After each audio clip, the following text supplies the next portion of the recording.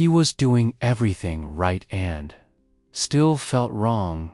He woke up, already tired, before the day had even asked anything of him.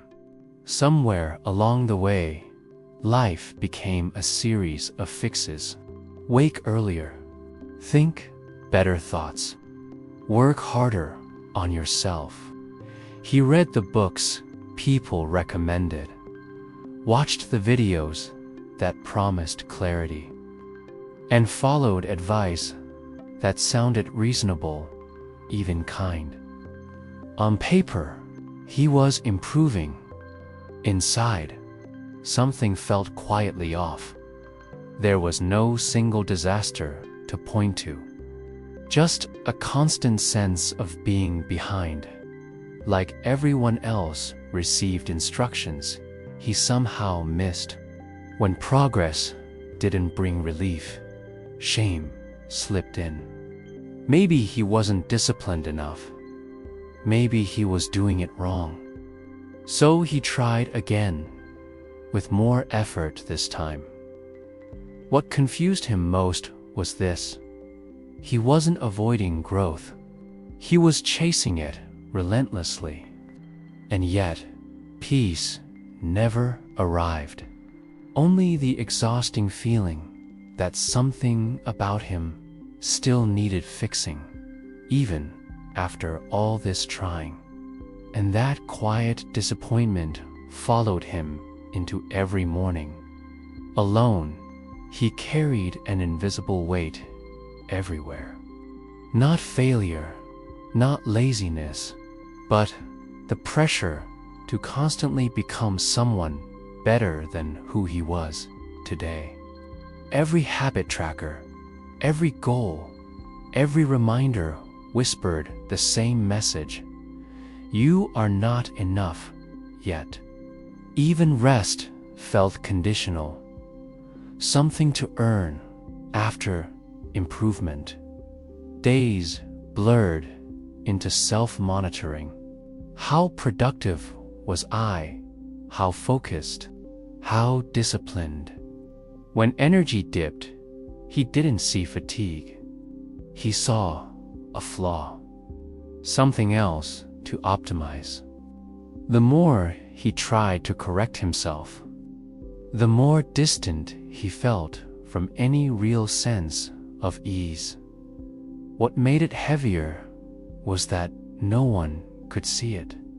From the outside, he looked responsible, motivated, put together. Inside, he was tense, bracing, always adjusting. Life wasn't being lived. It was being managed. And somewhere beneath all that effort, a quiet question began forming. One he didn't yet know how to face honestly for himself. The pattern felt familiar. A burst of motivation would arrive, usually late at night, when hope felt closest. Tomorrow would be different. He would wake up focused, committed, finally consistent. For a while, it worked. A few good days, sometimes weeks. Then, life interrupted. Energy dipped. Old habits returned. And the disappointment hit harder each time. He told himself this was normal, that everyone struggled. Still, the cycle kept repeating. Start strong, fall short, reset. Each restart carried more pressure than the last, because now he should know better. He blamed willpower, discipline, timing, anything except the loop itself. What he couldn't see yet was that effort was keeping the cycle alive. Trying harder felt responsible. Questioning the pattern felt dangerous. So he stayed inside it, mistaking motion for movement. unaware that years were quietly passing the same way again. One evening, after another day spent correcting himself, he felt something unfamiliar. Not motivation, not despair, just emptiness. The ideas that once pushed him forward suddenly felt heavy in his hands. He wasn't dramatic about it. He didn't quit life or make a declaration. He simply stopped reaching for the next fix. There was a strange calm in that pause. No plan, no next step. Just the realization that he didn't have the energy to keep fighting himself. For the first time in years, he allowed the silence to stay without filling it. And in that stillness, something softened. The pressure loosened slightly, making room for a different kind of awareness to quietly appear. He didn't meet a teacher or hear a speech. The shift came as a question that surfaced on its own, almost by accident. What if I'm not broken? It felt wrong to even consider. For years, fixing himself had been his identity. Letting that go felt like giving up responsibility. Another image followed the question. Trying to calm water by pressing on it only creates more ripples. He saw himself in that motion, hands constantly stirring his own mind. The harder he tried to smooth things out, the more restless everything became.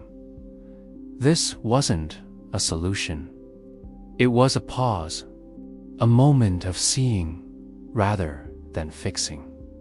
And once that metaphor landed, he couldn't unsee it. Maybe the problem wasn't effort itself. Maybe it was where that effort was pointed. He didn't change his life overnight. He didn't become calmer, wiser, or suddenly free of old habits. What changed first was smaller, almost unnoticeable. He stopped correcting every thought the moment it appeared. He let feelings rise without immediately labeling them as problems. At first, this felt unproductive. Days passed where nothing dramatic improved. But beneath that, something else was happening. His mind felt less crowded. The constant inner commentary softened. Effort was replaced by attention.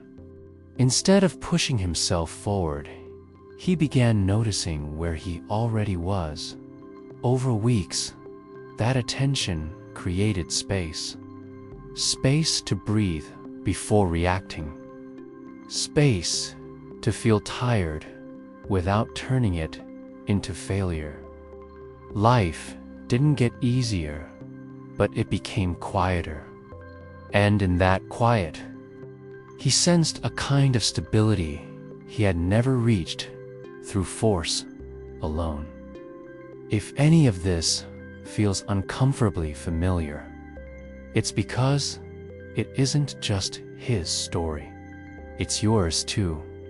The exhaustion that doesn't go away with effort. The quiet fear that you're falling behind in ways no one else seems to notice. You're not failing at self-improvement. You're tired of carrying yourself like a project that never ends. You might tell yourself others handle life better, that they've figured out something you haven't. But most people are just better at hiding how heavy it feels. The pressure you feel isn't proof you're broken. It's proof you've been trying to hold yourself together alone for too long. Nothing here is asking you to quit or lower your standards.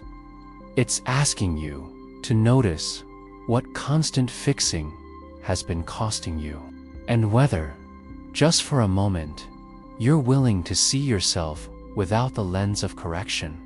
Months passed quietly. From the outside, his life looked mostly unchanged. Same responsibilities, same routines, same unresolved questions. But inside, something fundamental had shifted. He no longer woke up immediately, judging the day ahead.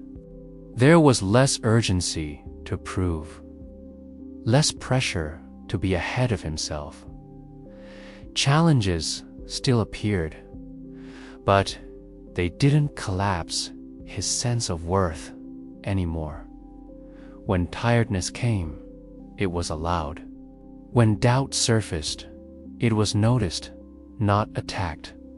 The water metaphor returned often. When he stayed still, the surface settled on its own. Nothing magical happened. And that was the point. Stability grew not from fixing, but from allowing. For the first time, he trusted that life didn't need constant interference to move forward.